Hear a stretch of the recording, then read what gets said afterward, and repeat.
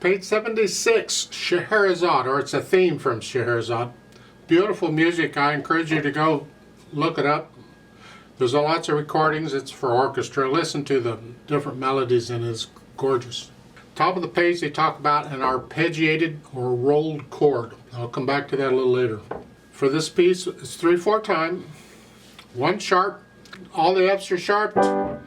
We have 2 beats in the first measure, so it's a pickup measure. See, anything less than a full measure is a pickup measure. So it's 1 beat, we're coming on beat 2. That means there should be a measure somewhere else with 1 beat in it. Unfortunately, they screwed up and there isn't one, so technically it's incorrect. Usually it's the last measure at the bottom of page 77. You'd expect 1 measure with 1 beat in it.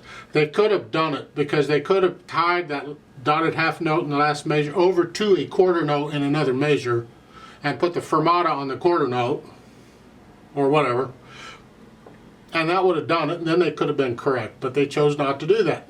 Well, you tell them, I'm not going to say anything, but the point is we're coming in on beat 2. So let's just check our notes and fingering and rhythm because we're moving around a bit. Music's getting a bit tricky. Here to start, so it's 2-3, 2-3 in this dotted rhythm, 1 and 2 and 3, and then cross over the thumb and stay there. Because in measure 4 during the rest, just lift up, move. 1 and. Now these 8th notes, you're using the awkward fingers for here. Good, because we need to work on them. We need to use them. So I'm just transferring weight from finger to finger. It's a very slight roll. You can't hardly see it. But I'm just transferring weight here. That. And I'm doing that with all the fingers, but it really helps out the awkward fingers. Crossover here, and then measure 8, bring the thumb down. Or actually the whole hand can come down. 1 and 2. Don't forget the F sharp. Now, you're ending page 76 here. On page 77 for measure 16, you got to be here.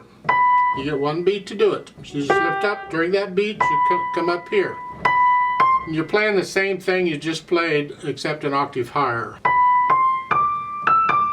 So those notes in measure 17, you should know what they are. It's a D. Remember, a C is 2 ledger lines above, and the D is right above that, so it's here.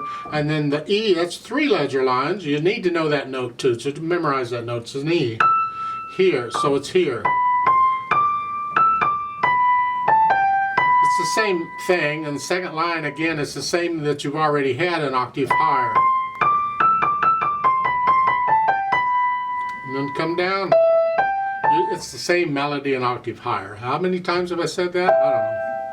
And then in the last line, now you're coming back down here.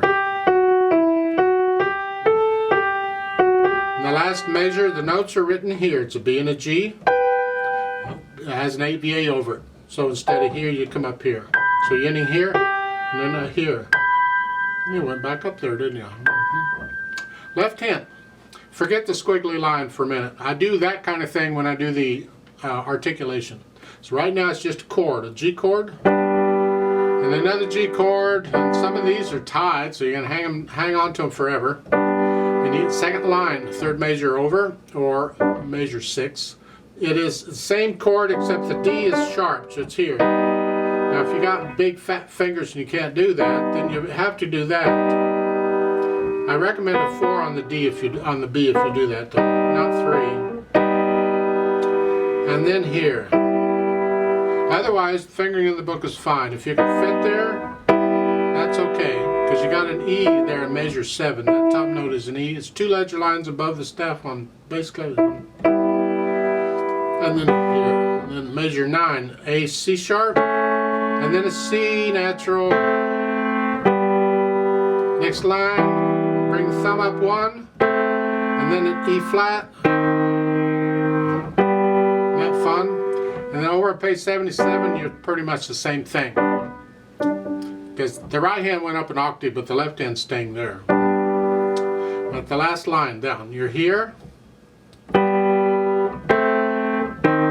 the last measure, you have a treble clef. So the notes are written here. There's the 8VA is only good for the top staff because that's where it is. So you don't. This is actually where you play it. Left hand is not an octave higher. Can't be because it would be in the way. It would be up. No, you're here. Put the hands together. See that left hand's tied there.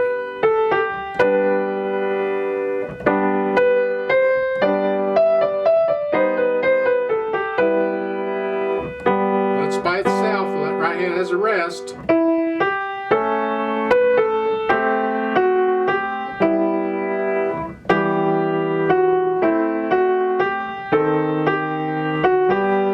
So forth. Measure 77 is the same except the right hand goes up. Here, place it all up here. The last line on 77, you're down here. The last, both hands go up. Both hands are moving at the same time. There's no rest or nothing. So you got to know where you're at and where you want to be and which fingers. So the right hand is here, thumb and little. And the left hand is thumb. So using thumb and little finger in both hands, that helps a little. You may have to practice that move.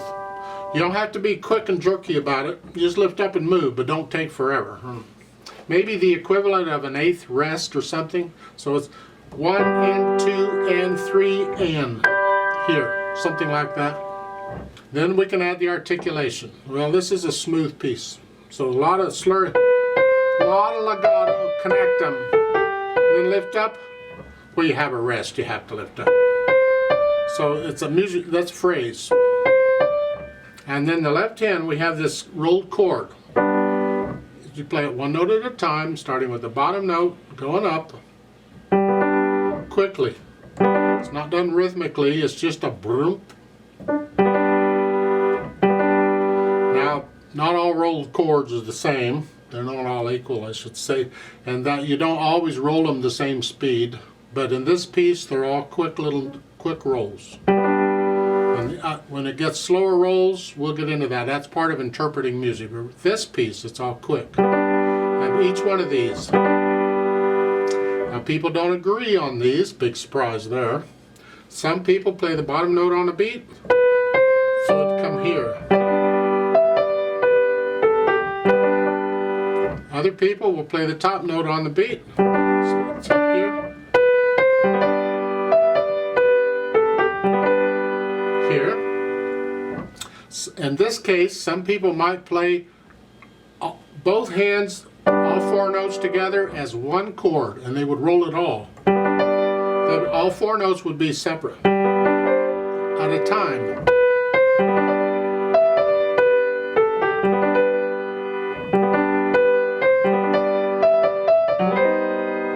That's kind of hard to do sometimes because you have to anticipate the beat, especially when you're at eighth notes, because that has to be steady. You don't mess up the rhythm of the melody because of what you're doing in the accompaniment most of the time.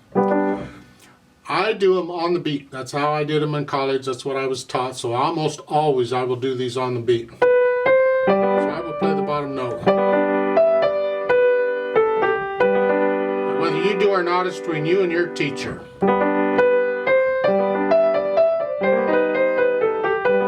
When you do these, try and do it before the next note in the right hand. Do them all. So here, on measure 6, I have this. I want this done before I play that eighth note, the second here.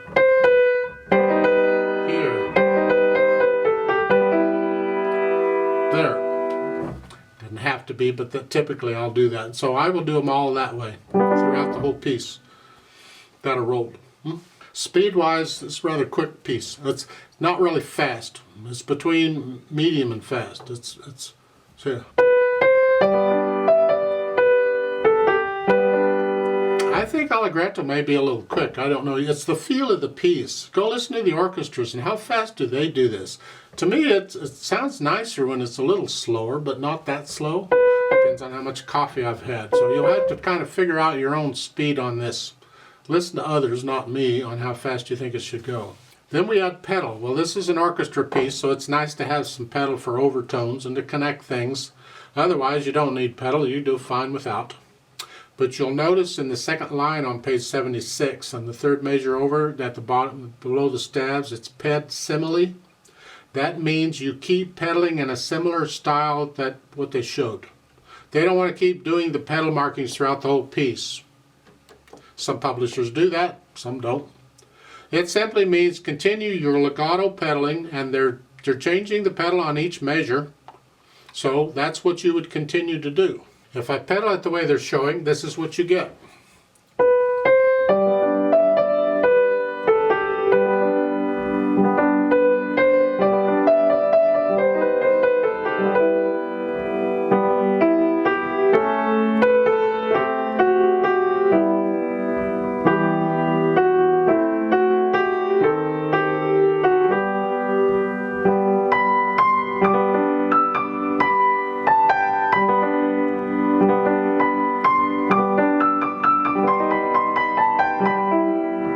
If that sounds okay to you, go for it.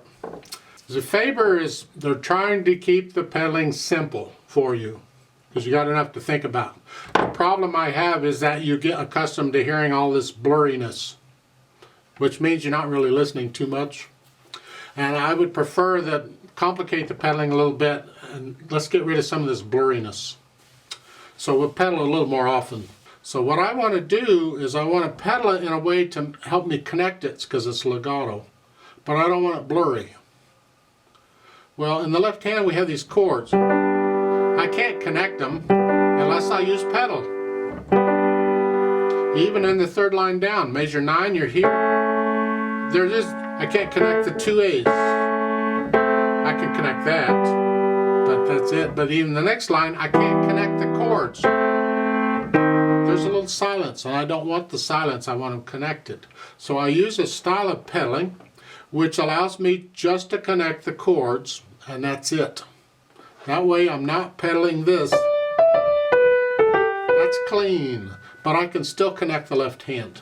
And what it is I simply pedal a little short pedals across the bar line. I'm catching the one chord, hanging on to it with the pedal until after I play the next chord, and then I release the pedal. That keeps it so it's here.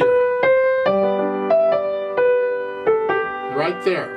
When I play that G, I can put the pedal down and then lift it right after I play the notes in the next measure. That way I'm connecting the chords. All I'm doing is connecting the chords. That's it. So at the end of the line again, I'm going to connect the chords. So I'm going to pedal until I play the chord.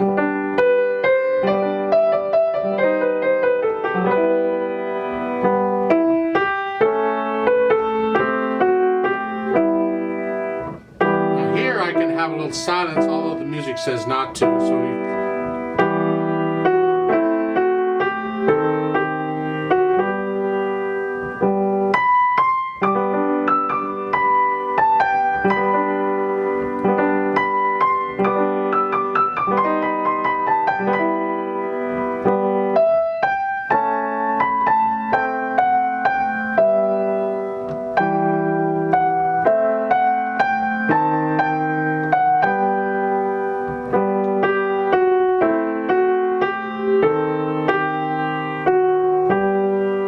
pedal the last 2 measures to color them a little bit. Just a little bit of overtones at the end. That's fine. That's my impression of the pedal. If I were going to play this piece, that's how I would pedal it. However, you can pedal it as you see fit or as your teacher tells you. It depends on how much you're struggling. I mean, if you're struggling with the notes and all, then just pedal it the way they're telling you to. Just change the pedal at each measure and don't worry about it. Don't listen too closely because you'll get used to hearing all that blurry yuck. But just focus on the melody, you'll be fine. I'd like to play this with you very slowly to double check the notes and the rhythms. I'll go ahead and try and pedal it according to what I'm suggesting. And you can pedal it as you see fit or as your teacher sees fit. We come in on beat 2, so I'm going to give us 4 counts, a full 3 counts plus 1, and then we'll start. 1, 2, 3, go. 1 and 2, 2, 3.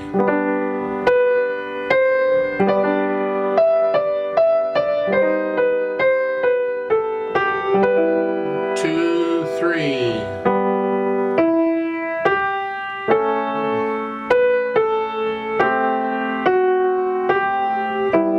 2, 3. 2.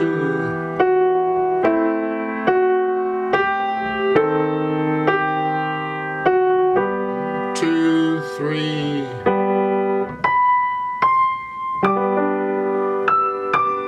1 and 2.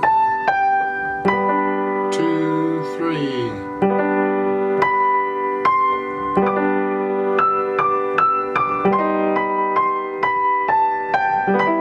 2, 3.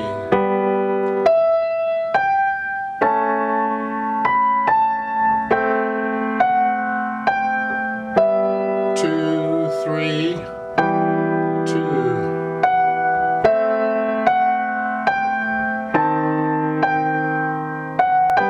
2, 3.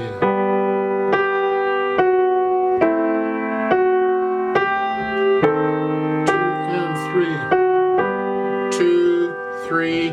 1, 2, 3. Hold. 2, 3. Off.